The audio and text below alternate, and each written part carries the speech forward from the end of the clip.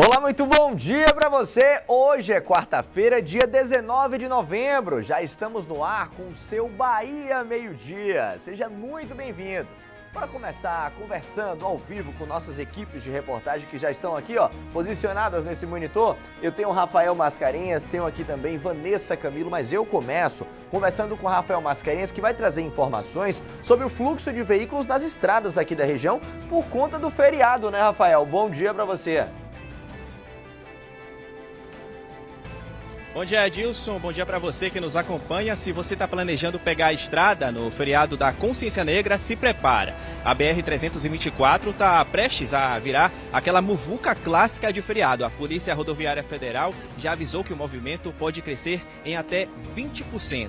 Daqui a pouco a gente vai conversar ao vivo com a chefe do Núcleo de Fiscalização da Polícia Rodoviária Federal para entender o que é que o motorista precisa ficar de olho nas rodovias que cortam a região. Eu volto já, Adilson. Combinado, Rafael. A gente traz então essas orientações daqui a pouquinho aqui no nosso BMD. Eu tenho aqui também Vanessa Camilo, que vai conversar com a gente sobre uma outra alteração por conta do feriado. Nesse caso, gente, o funcionamento do comércio e alguns serviços aqui de feira, não é isso, Vanessa? Muito bom dia para você. É isso, Adilson. Bom dia para você, para todos que acompanham o Bahia Meio-Dia. Feriado mexe com a rotina das pessoas, né? Já adianto aqui que amanhã, Dia Nacional da Consciência Negra, bancos e saques estarão fechados, mas o comércio vai funcionar com horário alterado. Já aqui no Bahia Meio-Dia eu trago todos os detalhes para que quem está assistindo o nosso jornal possa se planejar para amanhã. Volto já. Combinado, Vanessa. Dentro de instantes eu te chamo novamente ao vivo aqui no BMD. Obrigado pelas informações, obrigado aqui também ao Rafael Mascarenhas. E nessa edição do Bahia Meio-Dia a gente vai também até Santo Antônio de Jesus para falar sobre expectativas de vendas nesse período de fim de ano. Sabe quem está por lá? Milena Brandão, que vai trazer informações ao vivo pra gente. Oi, Milena, bom dia para você. Oi, Adilson, bom dia para você, bom dia também para quem está acompanhando o Bahia Meio-Dia.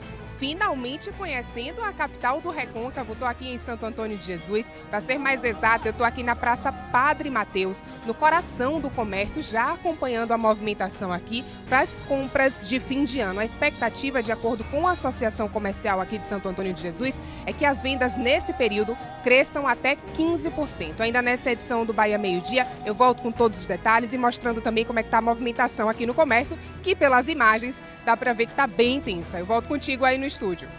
Ia falar, agora tá bem movimentado por aí em Sage, viu, Milena? Daqui a pouquinho, então, a gente conversa um pouco mais no BMD. E vamos falar sobre o Natal do Bem. As escolas reforçam a participação na nossa campanha com eventos e atividades especiais para aumentar a arrecadação de brinquedos. O Natal do Bem foi a nossa primeira opção, porque realmente, a gente acredita que é um projeto muito importante e que realmente preza bastante pela felicidade, né? A gente fez a nossa feira de empreendedorismo e todos os valores arrecadados foi voltado para o Natal do Bem. Então a gente acabou fazendo um trabalho, aprendendo e mostrando como a solidariedade pode ajudar nisso também.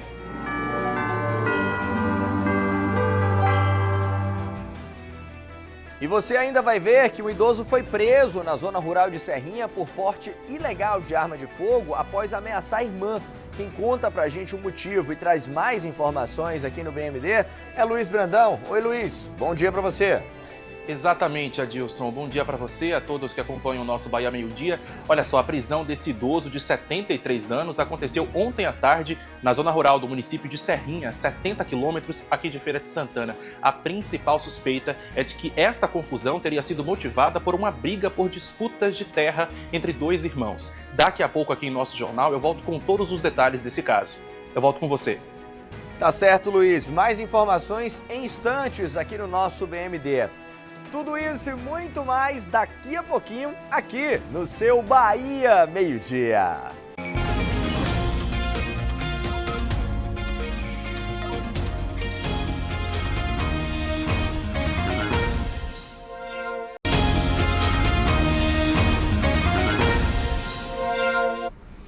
Já estamos de volta e olha, amanhã é feriado, Dia da Consciência Negra, e muita gente vai aproveitar para pegar a estrada. De acordo com a PRF, é esperado um aumento significativo no fluxo de veículos, já que algumas pessoas vão ter o feriado prolongado, né? Pega aí no caso de quinta até domingo de folga. E para quem vai viajar, gente, todo cuidado é pouco. A gente vai conversar sobre esse assunto agora com o Rafael Mascarenhas, que ficou de trazer algumas orientações. Reforça pra gente, Rafael, você tá onde aí nesse momento? Agora, Adilson, estou aqui na BR-116, em frente ao posto da Polícia Rodoviária Federal e, como você disse, atenção redobrada agora nesse feriado. A expectativa é de movimento muito maior nas rodovias que cortam a Bahia nesse feriado agora da Consciência Negra. Segundo a Polícia Rodoviária Federal, só na BR-324, Adilson, o fluxo de veículos deve crescer cerca de 20%, especialmente na manhã e no início da tarde de quinta, que é quando muita gente começa a viajar. E para entender o que é que o motorista precisa ficar de olho, buracos, obras, trechos perigosos e a pista não duplicada da BR-116 Norte. A gente vai conversar agora com a chefe do Núcleo de Fiscalização da PRF, Lívia Marcelino. Boa tarde, inspetora. Diante desse aumento, esperado nesse final de semana, qual o principal cuidado que o motorista precisa ter antes de pegar a estrada? Obrigado pela sua participação. Boa tarde, Rafael. Boa tarde, Adilson. A gente destaca uma necessidade grande no planejamento, Esse feriado é o único feriado que a gente tem aí prolongado nesse segundo semestre, então existe uma expectativa de muitas pessoas buscarem outros destinos, principalmente em relação à praia. Então a gente sabe que vai ter um incremento muito grande no fluxo. E o que a gente destaca é realmente um planejamento, onde a pessoa consiga se organizar, ter em mente que realmente vai ter um fluxo aumentado e ter bastante paciência para concluir esse percurso. Na BR-324, quais são os pontos mais críticos hoje e onde o motorista precisa redobrar a atenção? Por causa do buraco, das obras?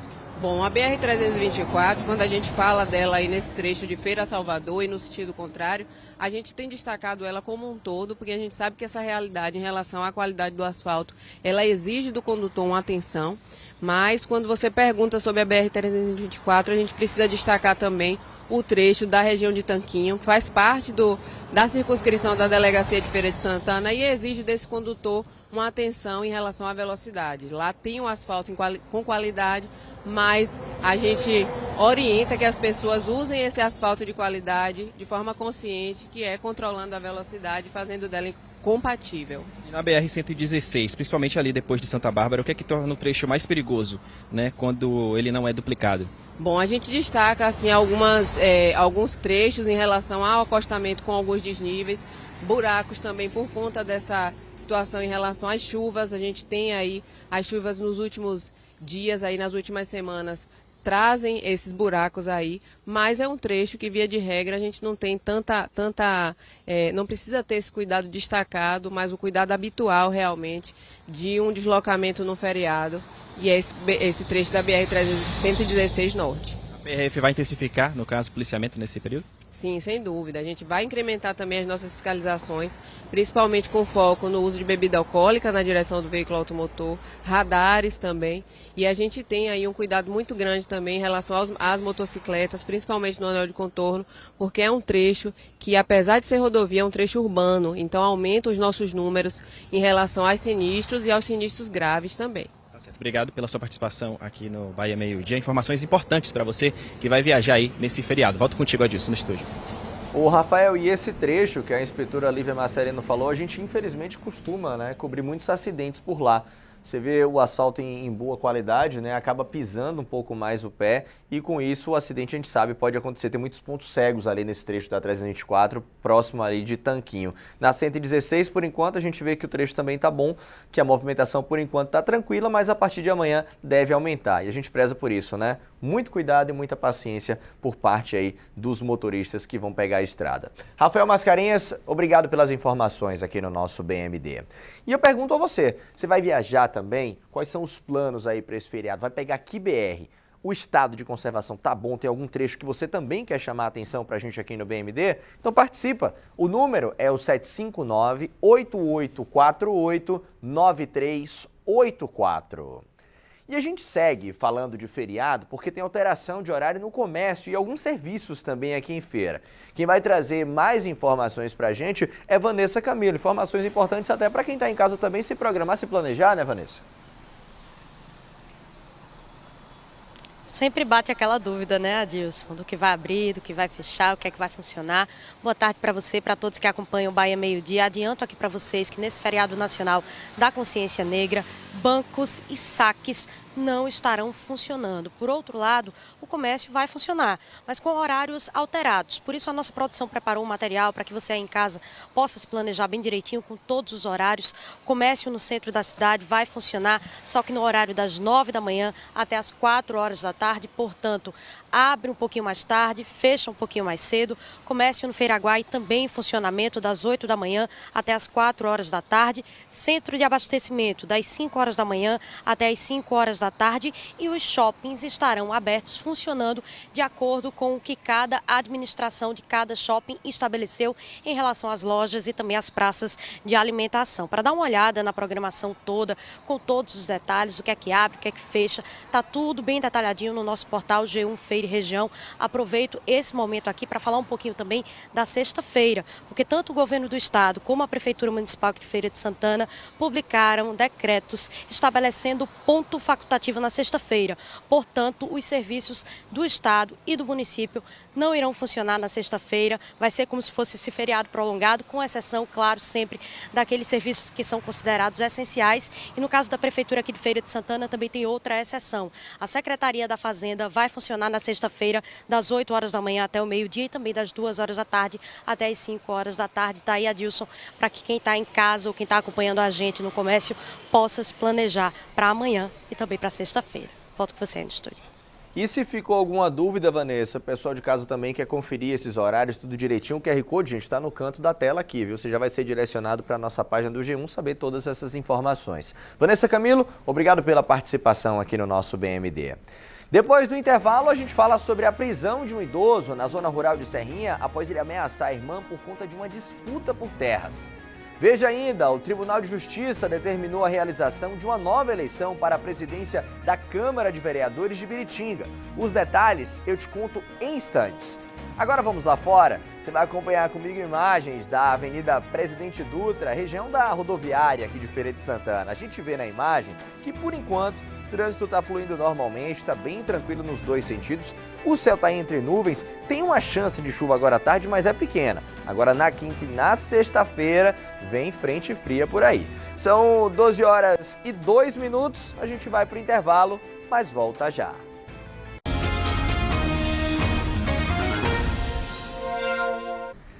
Estamos de volta para te contar que a proximidade do final de ano costuma aquecer as vendas no comércio. A gente mostrou esse cenário aqui em feira e hoje nós vamos falar da expectativa desse movimento maior em Santo Antônio de Jesus. Quem está por lá é Milena Brandão, que vai mostrar para a gente um pouco dessa movimentação e pelo que eu estou vendo aí, comércio aquecido em Ságio, né, Milena? Exatamente, Adilson. Bom dia para você, bom dia também para quem está acompanhando o Bahia Meio Dia. Movimentação aqui tá grande, viu? Muita gente já está aproveitando aí a energia da Black Friday para emendar também com o Natal. A gente fala ao vivo aqui da Praça Padre Mateus, é o coração do comércio aqui de Santo Antônio de Jesus. A gente mostrou inclusive a movimentação no início do jornal. Estamos entrando aqui em uma loja de eletrônicos e de eletrodomésticos também, que é um dos setores que mais deve movimentar aí a economia do município nessa reta final de ano agora, já com as pessoas se preparando para as compras do Natal. Vou conversar rapidamente aqui com o Joilson, que é o gerente da loja, vai falar para a gente como é que está essa expectativa aí, o que é que vocês imaginam de crescimento de vendas, né, nesse período de Black Friday e Natal também. Bom dia a todos os internautas, estou aqui diretamente da nossa empresa, numa expectativa muito grande de um crescimento médio de 20%, onde as vendas aumentam em razão do cliente buscar novas oportunidades de negócios e também de buscar a oportunidade de mudar seu mobiliário. E aqui, como nós temos um modelo de negócio muito amplo, então a gente vende bastante eletro, mas nessa época que se aproxima o Natal. O pessoal está buscando aqui mais eletrodomésticos para arrumar casa nesse fim de ano? Exatamente, tudo, enfim, que nós vendemos bicicleta, fritadeiras, sanduicheira. Então, é uma loja completa. Então, a gente vende tudo aqui num espaço único de 5 mil metros quadrados. Então, é um prazer receber o cliente para fazer novos negócios agora no Black Friday. 20% de crescimento. Maravilha. É nossa expectativa. Obrigada pela sua participação aqui no Bahia Meio Dia. Boas vendas, viu? Boa sorte. Inclusive, pessoal, lá dentro da loja a movimentação está bem intensa mesmo. O pessoal está buscando aí eletrodomésticos para poder arrumar a casa. De acordo com a Associação Comercial aqui de Santo Antônio de Jesus, as vendas nesse período há uma expectativa aí de que cresçam em 15%. E os setores que mais devem movimentar aí esse período é o setor de vestuário, calçados e eletrodomésticos também. A gente vai conversar, inclusive, com o presidente da associação, Fernando Queiroz, que vai falar para a gente de como é que está essa expectativa aqui em Sage. Boa tarde, Milena. Boa tarde aos ouvintes, que nos acompanham aqui da TV Subaé. É uma satisfação tê-los aqui em Santo Antônio de Jesus. A nossa expectativa para esse período do ano é muito importante. A gente costuma dizer que Santo Antônio de Jesus tem 2 grandes momentos no comércio. É o período junino, não é isso? E o período que começa no Black Sage, no Black Friday, que aqui a gente chama de Black Sage, que vai até o final do ano, não é? É um período, como você bem disse, setor de calçado, setor de vestuário, brinquedos, eletroeletrônicos, eles têm uma tendência de ser muito fortalecidos as vendas nesse período. Então a nossa expectativa é que pode chegar até 15%, varia de 9% a 15% a nossa expectativa. E é uma campanha também que vai movimentar essa reta final de ano. Explica para quem está assistindo a gente agora como é que isso vai acontecer. Pois é, nossas entidades empresariais, elas sempre costumam aproveitar esses momentos de comércio muito forte de fazer campanhas. Nós temos agora uma campanha menor, que nós chamamos aqui de Black Sage, que é período do final do mês de novembro, e vamos agora iniciar também em novembro a campanha de final de ano, que nós fazemos já há mais de 30 anos, não é? Que começa no dia 27 de novembro, se estende até o dia 7 de janeiro, onde nós fazemos premiações, não é? Carros, televisores, geladeiras e outros prêmios também. E aí a turma aproveita para comprar e para aproveitar também a campanha. Pois é, Adilson, como eu te falei no início da participação, o movimento aqui é intenso, tem essa expectativa de crescimento nas vendas aí em torno de 15% e o pessoal está aquecendo a partir de agora, porque logo logo tem Black Friday. São essas as informações, eu volto contigo aí no estúdio. Expectativa grande, hein, Milena? Tanto para a Black, né, como também para o Natal, que tá batendo a porta, né? É logo ali. Tá aí a gente com imagens ao vivo de Santo Antônio de Jesus. Daqui a pouco a gente volta aí para a Sage, viu, Milena? Te chamo em instantes no nosso Bahia Meio Dia. Mas eu quero saber como é que tá o comércio aí da sua cidade. Tá nesse clima também de Black Friday, já tá movimentado, tá com boas promoções. Se não tivesse, aproveita para dar aquela cobrada também aqui no BMD. O número é o 759-8848-9384. Manda mensagem que eu estou esperando a sua participação.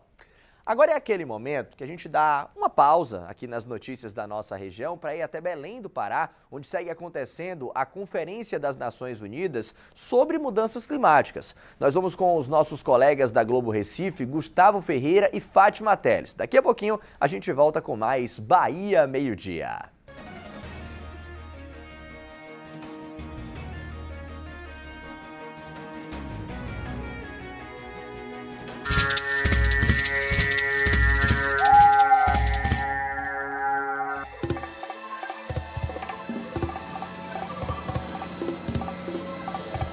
Boa tarde, Nordeste!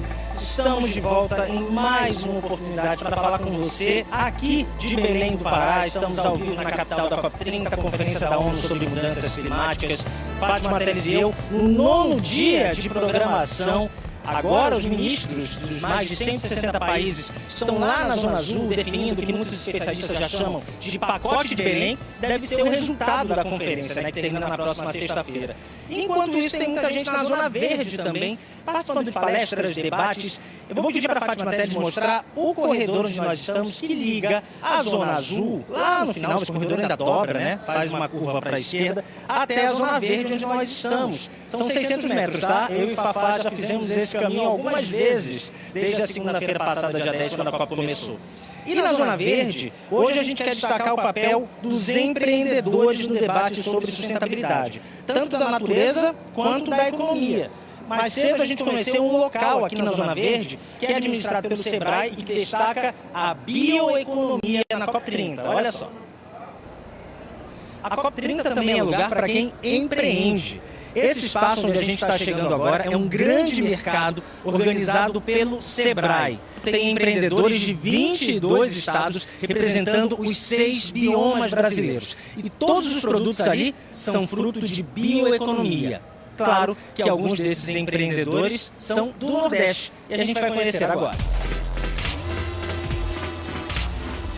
Logo na chegada a esse mercado do Sebrae, já encontrei Patrícia, que vem de um negócio lá da Bahia. Ela representa um negócio lá no estado da Bahia, que trabalha com moda, com acessórios. E você trouxe uma coleção nova, produtos novos aqui para a COP, né? Fala um pouquinho do que vocês apresentam aqui para os visitantes. Para a COP, a gente trouxe um produto exclusivo, que é nosso maior absorvente.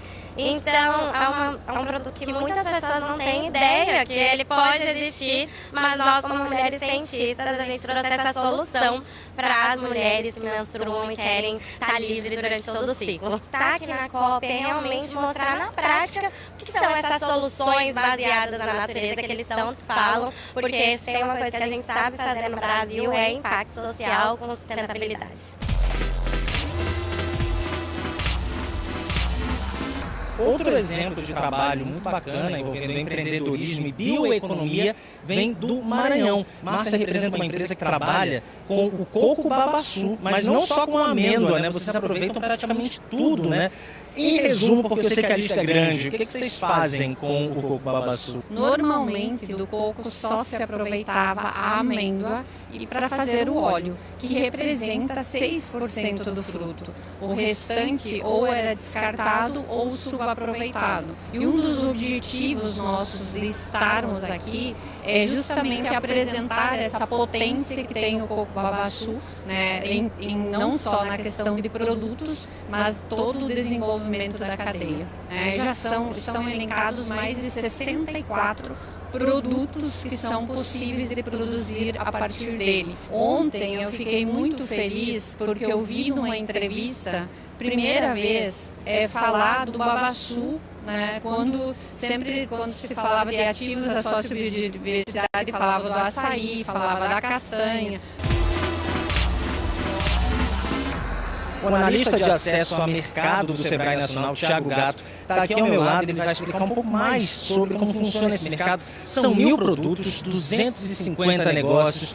E é uma cartografia a partir dos biomas, né? A agenda da COP é exatamente essa, a bioeconomia. E a bioeconomia é a diversidade do Brasil mostrada em 1.000 produtos, em 250 empresas, negócios que são de alimentos, bebidas, cosméticos, arte, moda, artesanato. Então, representam os principais segmentos brasileiros, todos os negócios da bioeconomia, que querem ganhar dinheiro, mas fazem isso em harmonia com a natureza. São 46 negócios do Nordeste aqui presentes.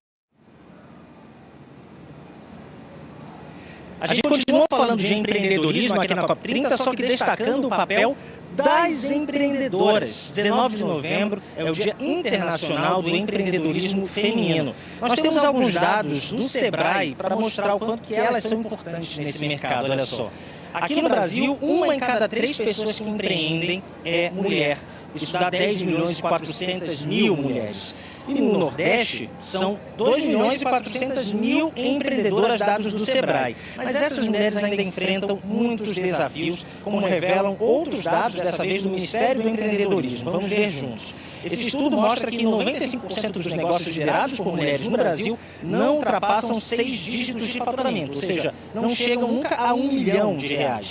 O rendimento médio das empreendedoras é, em média, 21% menor que o dos empreendedores. E dentro do recorte das mulheres existe também a questão racial.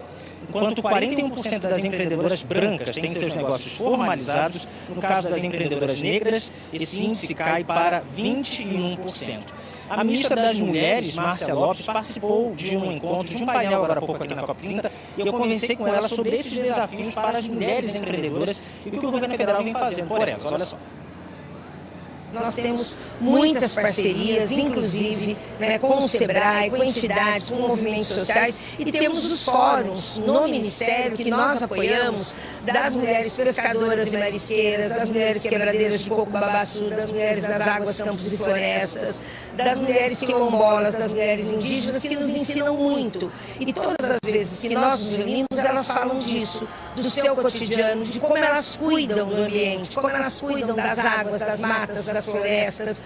Elas são extrativistas, mas são extrativistas no sentido melhor da palavra, no sentido de extrair da terra aquilo que vai lhes dar, inclusive, economia, renda, mas com todo cuidado, com todo respeito à mãe terra e à mãe natureza. E no Nordeste eu tenho um carinho todo especial, acompanhei pelo Consórcio Nordeste, a Câmara Temática de Assistência Social e agora de Mulheres, né? E que a gente observa que as mulheres são muito fortes, mais de 50% de mulheres, são 57 milhões de habitantes nos 9 estados do Nordeste, então nós temos aí 27, 28 milhões de mulheres no Nordeste, com um potencial incrível. As mulheres querem e sabem participar da economia local. É preciso que governadoras, governadores, prefeitos, prefeitas, parlamentares deem mais espaço às mulheres, chamem, convoquem as mulheres, invistam na formação, na qualificação profissional, que é o que nós também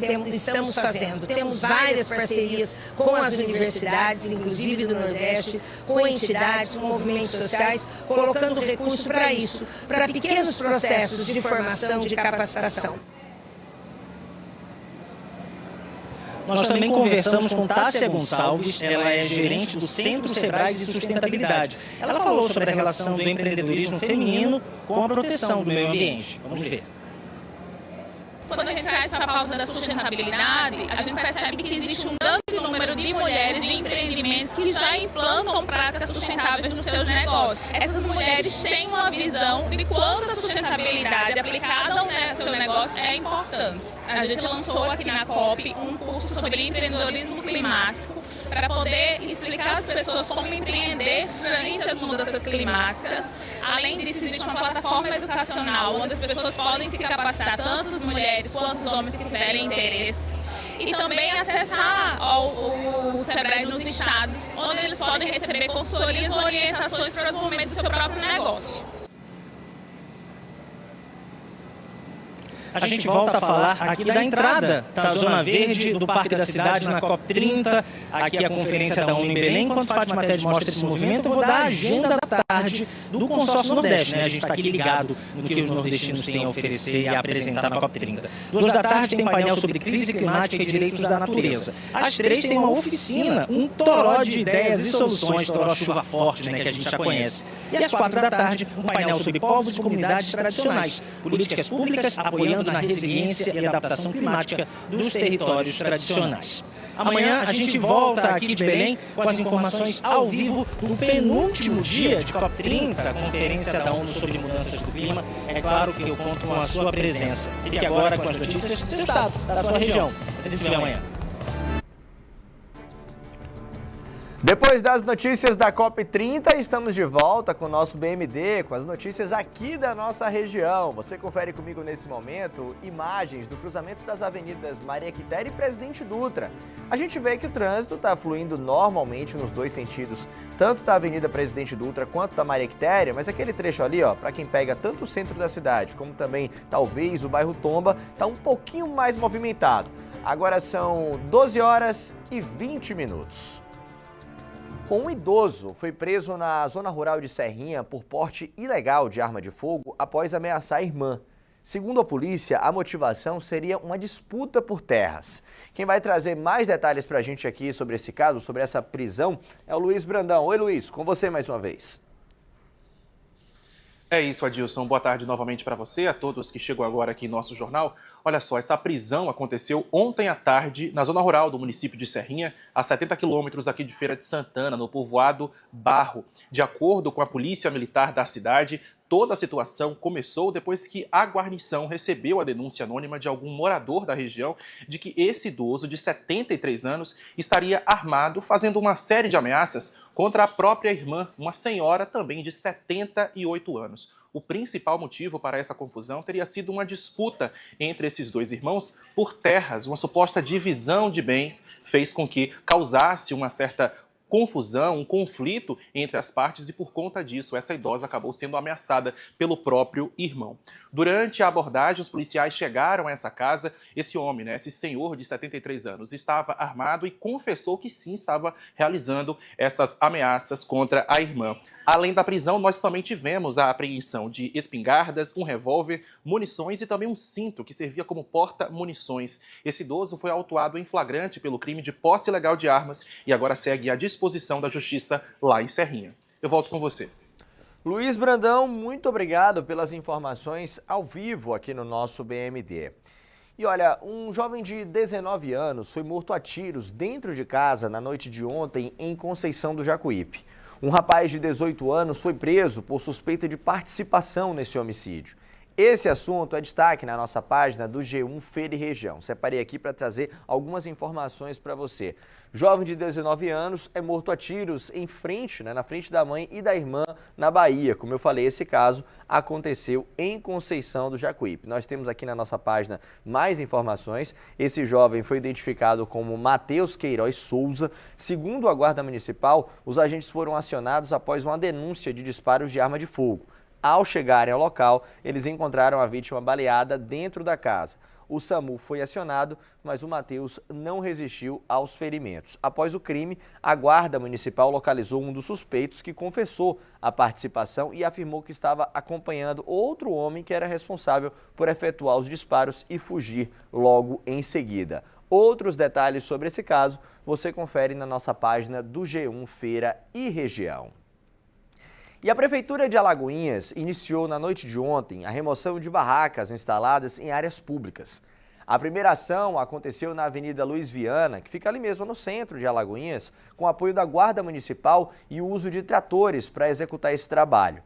Segundo a Secretaria Municipal de Mobilidade Urbana, essas estruturas representam riscos à saúde e à segurança pública. A Prefeitura reforça que a comunidade pode denunciar esse tipo de ocupação irregular pelo telefone 156.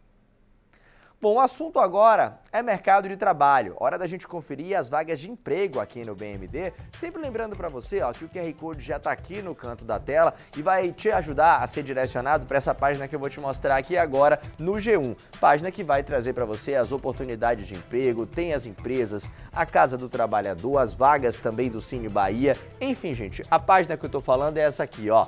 Vagas de emprego disponíveis em Feira de Santana nesta quarta. Para hoje, começar destacando aqui a Casa do Trabalhador, tem vaga para atendente de conveniência, auxiliar administrativo, vaga para auxiliar de limpeza, nesse caso aqui, ó, para atuar em restaurante, auxiliar de produção, gesseiro, marceneiro, tem também mecânico de motocicleta, vaga para motoboy, motorista de caminhão, operador de caixa, pedreiro, pintor de obras. Isso ainda tem as vagas das empresas aqui, ó, atendente em restaurante, ajudante prático de marcenaria, Cine Bahia também e muito mais. Todos os detalhes, todas essas vagas você confere no G1 Feira e Região.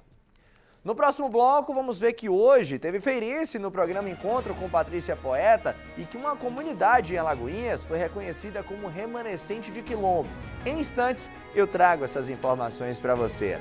Agora vamos lá fora, só que dessa vez aqui, ó, você vai acompanhar comigo um outro ponto da Avenida Presidente Dutra. A gente vê aqui, mas eu vou destacar as imagens de cima. Céu entre muitas nuvens, a previsão indica que tem uma chancezinha de chuva agora à tarde, só que amanhã e sexta-feira, gente, aí sim que deve vir chuva aqui para a Princesa do Sertão. Uma frente fria está se aproximando e deve chegar amanhã. São 12 horas e 25 minutos, o intervalo é rapidinho. Sai daí não.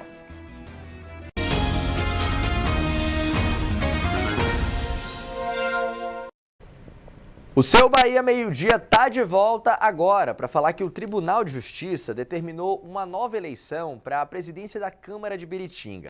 Quem tem os detalhes sobre isso e relembra também todo esse caso aqui pra gente é o Rafael Mascarenhas. Já te perguntando, será que essa novela chega ao fim agora, Rafael?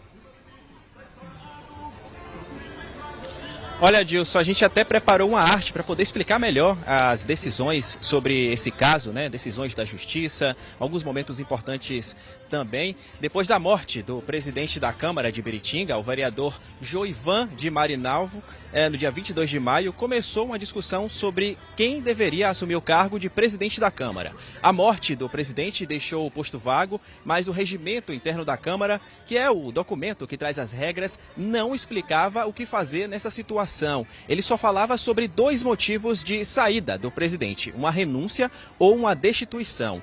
Por isso, a situação gerou divergências entre os vereadores. O vice-presidente Raul da Funerária entendeu que poderia assumir a presidência de forma automática, já que ele era o vice-presidente, mas outros vereadores defenderam que, como o regimento não citava o caso de morte, o correto seria mesmo realizar uma nova eleição para escolher o presidente. Essa discussão foi para onde? Na Justiça. No dia 28 de maio, uma decisão liminar autorizou Raul da Funerária a assumir temporariamente a presidência e impediu que uma nova eleição fosse feita. No entanto, na madrugada do dia 29 de maio, o Tribunal de Justiça da Bahia derrubou essa liminar e permitiu que a eleição acontecesse. Essa eleição aconteceu e foi realizada às 3 da manhã da madrugada, sem a presença de Raul, e o vereador Josemir da Saúde foi eleito presidente da Câmara. Em 9 de junho, uma nova decisão judicial voltou a autorizar Raul da Funerária a assumir a presidência de forma interina, o que novamente mudou o cenário. Agora, com a decisão publicada no dia 18, a juíza da 2ª Vara dos Feitos de Relações e Consumos Cíveis e Comerciais de Serrinha entendeu que o regimento da Câmara tem uma lacuna importante. Ela não diz o que fazer quando morre. Diante disso, a magistrada usou o princípio da simetria, que permite aplicar regras do Senado Federal em casos sem previsão local. E a regra do Senado diz que, quando a saída do presidente é definitiva, precisa haver uma nova eleição. Com isso, a Justiça revogou a liminar que mantinha Raul na presidência, mandou a Câmara fazer uma nova eleição suplementar para escolher um novo presidente e condenou os autores do primeiro pedido ao pagamento das custas processuais. Os vereadores ainda podem recorrer ao Tribunal de Justiça, mas, por enquanto, Adilson, essa situação diz que a presidência só pode ser definida por uma nova votação. Volto contigo aí no estúdio. Então eu vou voltar respondendo a pergunta que eu te fiz no começo. Pelo visto, essa novela ainda vai render mais alguns capítulos, viu, Rafael? Muito obrigado pelas informações e atualizações pra gente aqui no nosso Bahia Meio Dia. Bom, hora de falar agora de uma situação em Castro Alves. É que a PM conseguiu agir rapidamente após um alerta emitido por um sistema de segurança do município. Quem vai explicar melhor, trazer os detalhes aqui pra gente, é Milena Brandão. Com você, Milena. Oi, Adilson, isso mesmo. Boa tarde novamente para você, para quem está acompanhando o Bahia Meio Dia também. Estou de volta agora trazendo informações dessa ocorrência que aconteceu em uma cidade aqui do Recôncavo Baiano também. A gente está falando da cidade de Castro Alves. Como eu disse, isso foi registrado ontem à tarde na cidade e tudo começou através de um alerta que foi emitido por um sistema de câmeras integrado da cidade.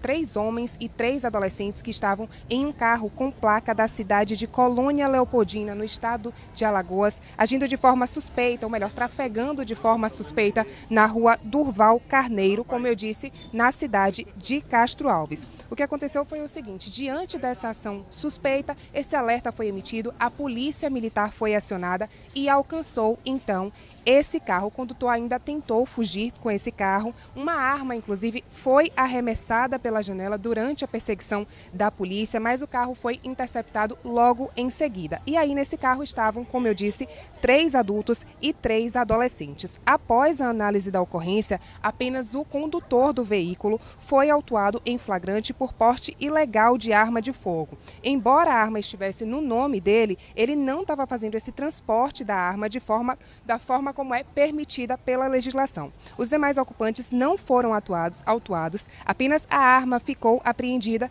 e para o condutor foi definida então uma fiança permitindo que ele responda ao processo em liberdade. São essas as informações, Adilson, dessa ocorrência registrada ontem à tarde, trabalho que foi registrado aí também com essas câmeras de monitoramento de um sistema integrado na cidade de Castro Alves. Eu volto contigo aí no estúdio. Milena Brandão, mais uma vez, obrigado pelas informações ao vivo aqui no nosso BMD. Gente, Na semana passada, nós exibimos aqui no Bahia Meio Dia a história de seu Edson René. O seu René, um aposentado de 79 anos que, você lembra, né? É um exemplo aí de resistência e forma física. Ele já conseguiu ficar 1 hora na prancha, foi até humilhado aqui no Bahia Meio Dia. Gente, hoje ele foi parar no programa Encontro, apresentado por Patrícia Poeta. Vamos conferir um trechinho da participação desse feirense que é uma inspiração pra gente? Seu Edson, bom dia pro senhor. Que maravilha receber o senhor aqui. Aqui o pessoal vai assim, ó, coreografia aqui de câmera, de tudo. Vocês estão só acompanhando, né? Que isso, seu Edson? Vou até sentar aqui, pelo amor de Deus. Olha, num braço só, o senhor consegue ficar numa boa assim? Tranquilo. Tranquilo? Tranquilo! É pura verdade, Brasil. Olha isso, segue firme e forte.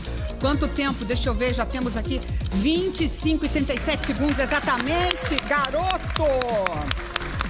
Com o encontro, e olha só, o seu Edson na prancha. Tudo bem aí, seu Edson? Conta pra gente. Firme e forte? Firme e forte. Olha, meu Deus, olha. E olha, vai vendo que vai fazendo aqui, né, aquele esforço. Seu Edson completou 47 minutos de prancha.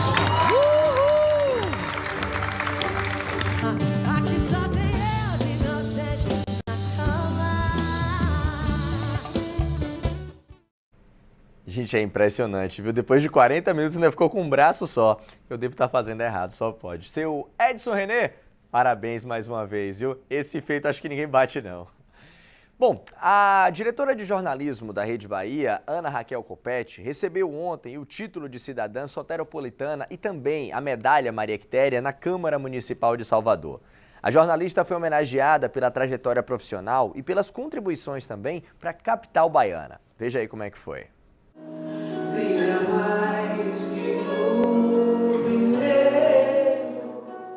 A cerimônia começou com o hino ao 2 de julho, cantado por Márcia Short. Até o sol é brasileiro. O plenário da Câmara de Vereadores de Salvador ficou lotado. A diretora de jornalismo da Rede Bahia, Ana Raquel Copete, recebeu o título de cidadã soteropolitana ao lado do marido e do filho.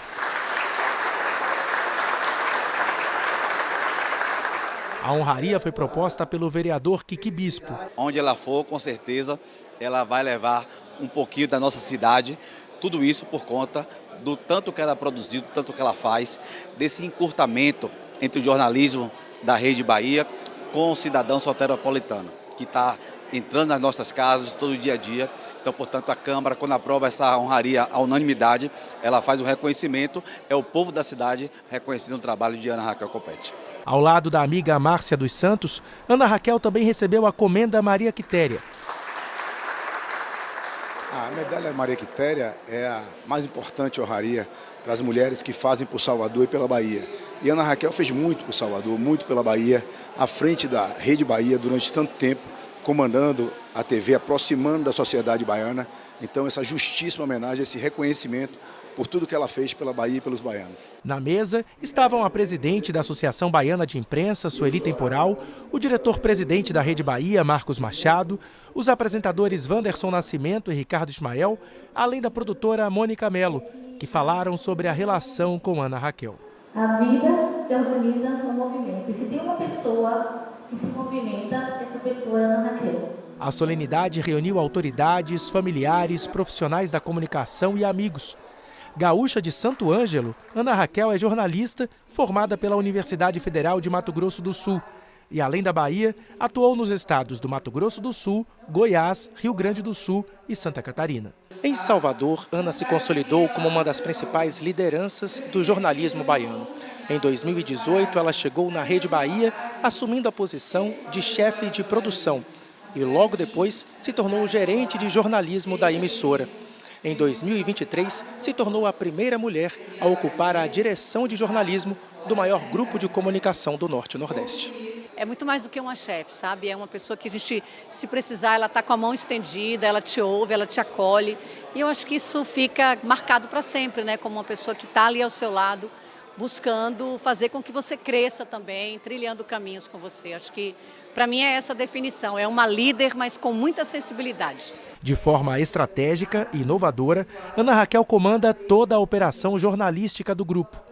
Ana também participou da fundação da mais nova empresa da Rede Bahia, a UNA, Casa de Criadores, empresa de marketing de influência. Ana é extremamente competente, é uma mulher muito séria e que consegue transmitir o que é necessário pelo jornalismo e, ao mesmo tempo, ter a visão humana.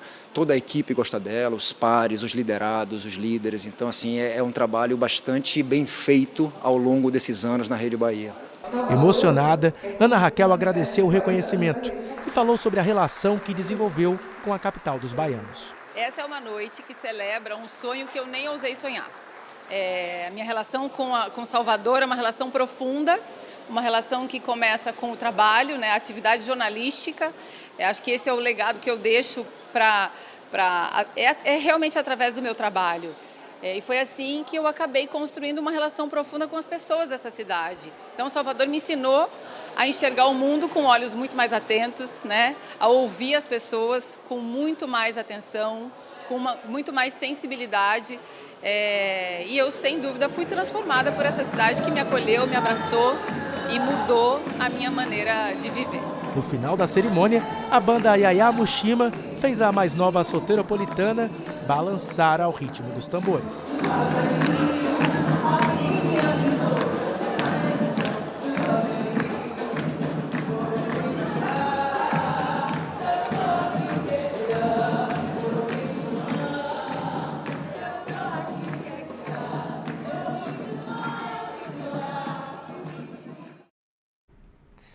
E olha, a Prefeitura de Feira de Santana preparou uma programação para celebrar o Dia da Consciência Negra. As homenagens começam hoje com a Marcha Zumbi dos Palmares, a partir das 4 da tarde, na Praça Dom Pedro I.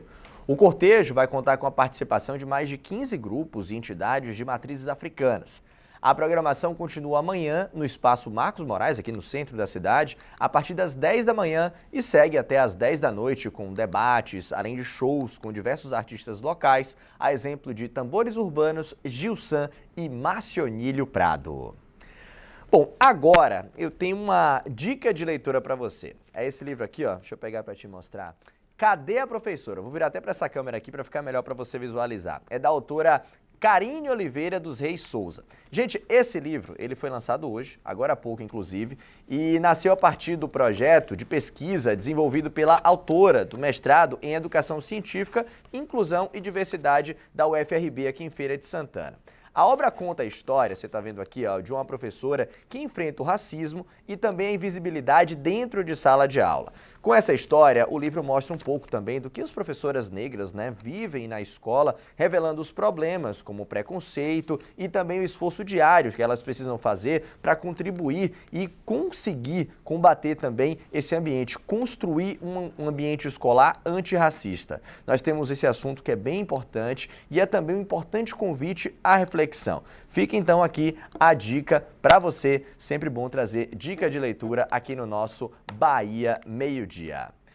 Bom, agora vamos trazer destaques aqui do G1 Feira e Região. A gente sempre gosta de trazer e destacar para você que lá na nossa página do G1 temos sempre notícias importantes. Deixa eu trazer aqui mais um destaque e um deles vem daqui de Alagoinhas, gente. Você está vendo aqui, né? Uma comunidade de Alagoinhas foi reconhecida como remanescente do Quilombo. Lembrando que aqui, ó, pela nossa página a gente vê, a Bahia tem 911 certificadas. Deixa eu trazer mais destaques aqui para você. Essa comunidade que eu estou falando é a comunidade do Buri, que fica localizada na zona rural de Alagoinhas, a 78 quilômetros, né, aqui de Feira de Santana. A portaria foi assinada pelo presidente da Fundação Cultural Palmares, o João Jorge Rodrigues, publicada no dia 10 de novembro. Processo importante para o reconhecimento da identidade cultural e dos direitos territoriais do grupo. Claro que a conquista foi comemorada pela população nas redes sociais e os destaques, os detalhes, tudo separadinho, você encontra aqui na nossa página do G1 Feira e Região.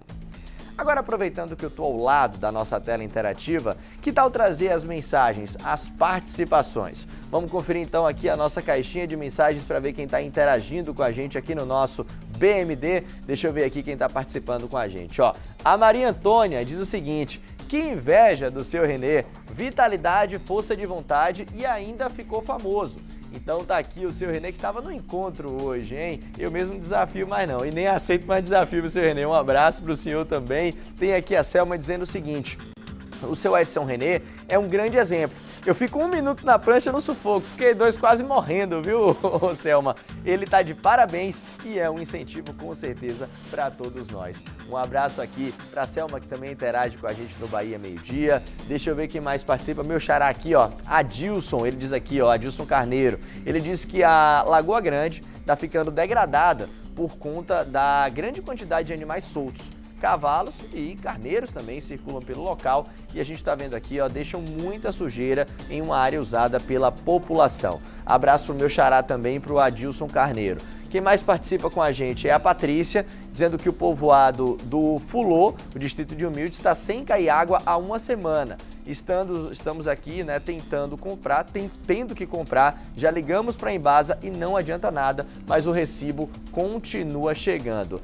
Enfim, Patrícia está aqui participando com a gente, daqui a pouco a gente traz mais participações para você. No próximo bloco, o assunto é Natal do Bem, a nossa corrente de solidariedade que cresce e que você pode participar. Todos os anos nós participamos, né, desta campanha, que é muito importante para a sociedade. E aqui, este projeto foi iniciado desde o início do ano dentro de uma trilha de formação que foi Educação Financeira, e aí culminou agora com esse projeto, com a primeira feira de empreendedorismo, onde o objetivo principal era participar desta campanha. Daqui a pouquinho a gente traz essa reportagem para você. Agora vamos lá fora mais uma vez, só que dessa vez você acompanha comigo imagens da Avenida Maria Quitéria, sentido bairro Tomba, aqui em Feira de Santana. Esse que é um trecho já bem tranquilo, né? Continua também com o trânsito fluindo normalmente. A gente vê que o céu segue entre nuvens, tem aquela chancezinha de chuva agora à tarde. Se não vier hoje, com certeza vem amanhã. São 12h45, o intervalo é rapidinho. A gente volta já.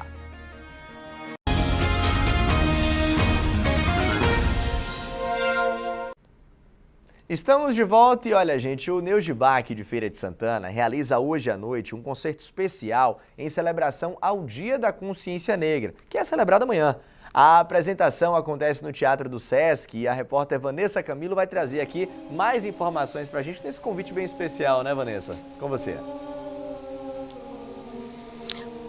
Uma noite e tanto, né, Adilson? Mais uma vez, boa tarde para você, para todos que acompanham o Bahia Meio Dia. A gente fala ao vivo aqui do Teatro do Sesc. Bora curtir um pouquinho, apreciar um pouquinho do trabalho aqui do pessoal que faz parte do Núcleo Territorial de Feira de Santana do Neugibá.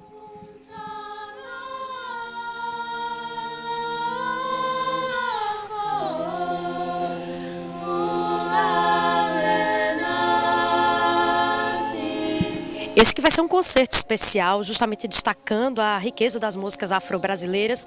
Vou conversar rapidamente aqui com Dandê Azevedo, ele que é regente dos corais. A gente tem até dó, assim, de interromper, Dandê, porque é tão lindo. Parabéns pelo trabalho de vocês todos. Dandê, tem quantos aqui? Tem 6, mas hoje à noite 60 mais ou menos. 60 pessoas Muita maravilhosas e cantando um repertório muito bonito e selecionado com muito carinho, muito amor, que fala sobre a diversidade, porque a consciência negra, para além do reflexo do que é a África no Brasil, mas é compreender também essa diversidade que nós temos. Então a gente passa das músicas africanas, passa dos cantos dos povos originários, passa no português, passa dos ritmos animados, porque essa animação, essa alegria também a gente tem dos povos africanos e da ideia desses ritmos muito quentes e que a gente pode chamar até de calientes, que a gente sente no corpo e nos faz dançar. Só para a gente aprender um pouquinho, o que estava tocando, né, o que os meninos estavam cantando agora era o quê? Nós estávamos fazendo o Indodana. O Indodana mais nada é do que o Senhor foi crucificado para nos dar a salvação. Porque a África, ela é diversa, ela não é só sobre orixás, ela fala sobre tudo. Tanto que nesse concerto a gente fala de orixá, fala de Cristo, porque a gente crê nessa ideia de tudo é válido e que a gente tenha o respeito pelas outras religiões. Muito ensinamento, né, Dandê? Na outra resposta você estava falando também sobre a alegria, né?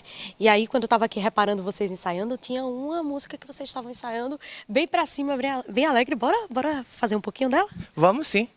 Vamos? Qual é a música? Apresenta pra gente. Oiê, de Jim Paupolis, um compositor maravilhoso e muito pra frente. E com a percussão vai ficar melhor ainda. Convido vocês, quem já tem seu ingresso, se preparem para o final do espetáculo. Perfeito. Bora curtir um pouquinho aqui do pessoal do Núcleo Territorial Neogibá, aqui de Feira de Santana. Lembrando que o concerto acontece às 7 horas da noite, aqui no Teatro do Sesc. É um concerto que conta com a participação do coro cênico, do coro infanto-juvenil, do coro comunitário e também do grupo de percussão aqui do Núcleo Territorial Neogibá de Feira de Santana.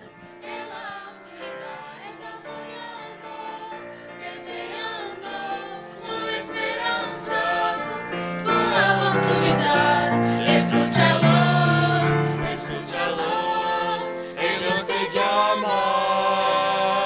Oh yeah, oh yeah, oh yeah, we are calling to you. Oh yeah,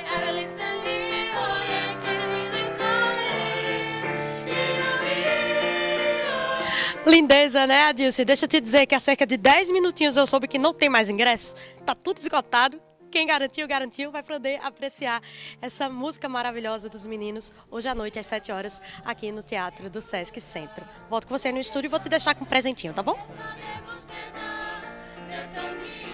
Ah, Vanessa, então se deu bem quem garantiu o ingresso, né? Um espetáculo lindíssimo, onde a gente vê o nome Neogibá, a gente já sabe que é garantia de um grande show, de um bonito espetáculo. Vanessa Camilo, obrigado pelas informações aqui no nosso BMD. Você tá ouvindo a musiquinha, né? Agora a gente vai falar da nossa campanha Natal do Bem.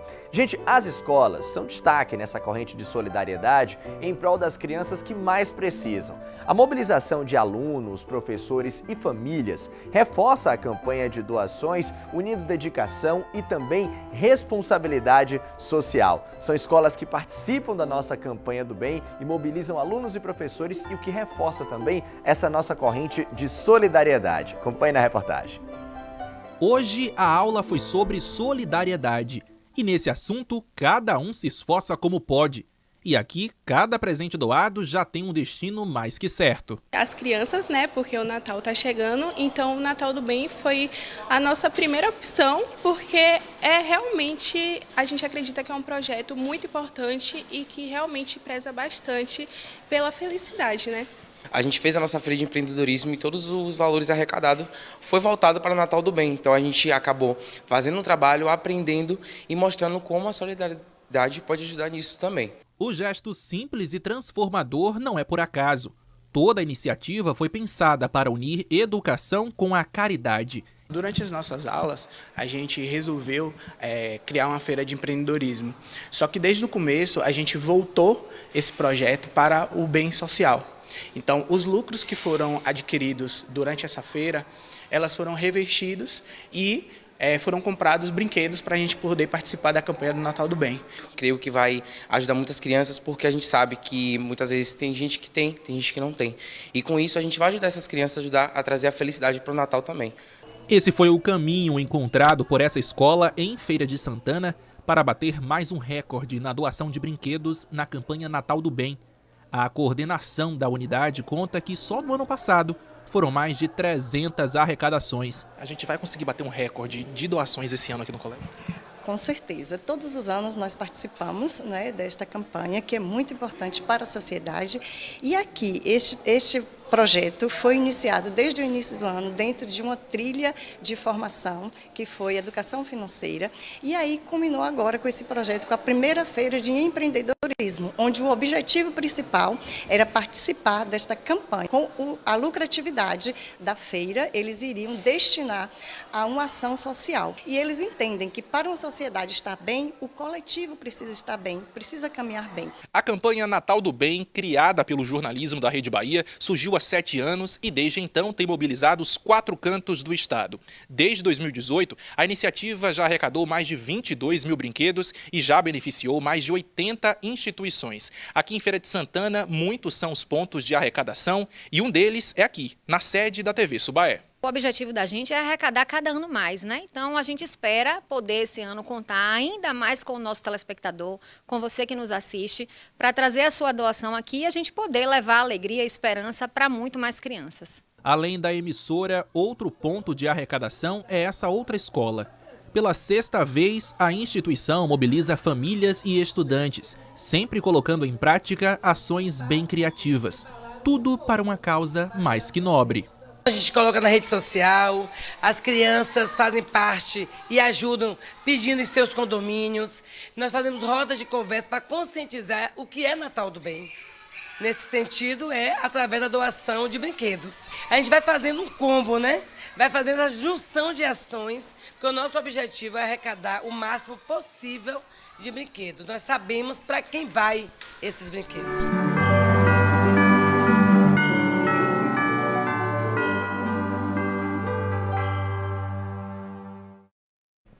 E como as escolas sempre chegam junto da nossa campanha, né? Bom, e antes de encerrar o BMD de hoje, deixa eu trazer um pouco mais aqui das mensagens, da sua participação. Você que sempre interage com a gente no Bahia Meio Dia. Eu tô vendo aqui, ó, que tem problemas comunitários. Eu vou abrir essa mensagem do Gilmar, que fala o seguinte, gente, ó. Um caminhão derrubou um poste na 4ª Travessa Paraguai, no bairro Casebe. A Coelba consertou, mas ele diz aqui, ó, deixou muitos fios jogados no chão. Um perigo para a população. Ele fez uma foto, mandou aqui pra gente e a gente mostra para você aqui no nosso Bahia Meio Dia. Deixa eu ver o que diz aqui a Patrícia, ó. Povoado do Fulô, distrito de Humildes, ela reclama aqui, você tá vendo, né? Tá sem cair água há uma semana. Estamos tendo que comprar. Já ligamos para a Embasa, não adianta nada, o recibo continua chegando. Muita gente sofrendo por conta de falta d'água também, viu, Patrícia? Abraço para você. Tem aqui, ó, o Ed, que reclama da mesma coisa pelo que eu tô vendo aqui, ó. Só que ele fala do Juazeiro, distrito de Santo Estevão. Não cai água há mais de 6 dias. Um calor desse, não toma uma providência, fica difícil, né, Ed? Abraço para você, obrigado pela mensagem, obrigado a você que interagiu com a gente. O seu Bahia Meio Dia fica por aqui. E olha, gente, por conta do futebol, hoje o BATV está previsto para começar mais cedo, a partir das 6h40. Para você, uma boa tarde e até amanhã.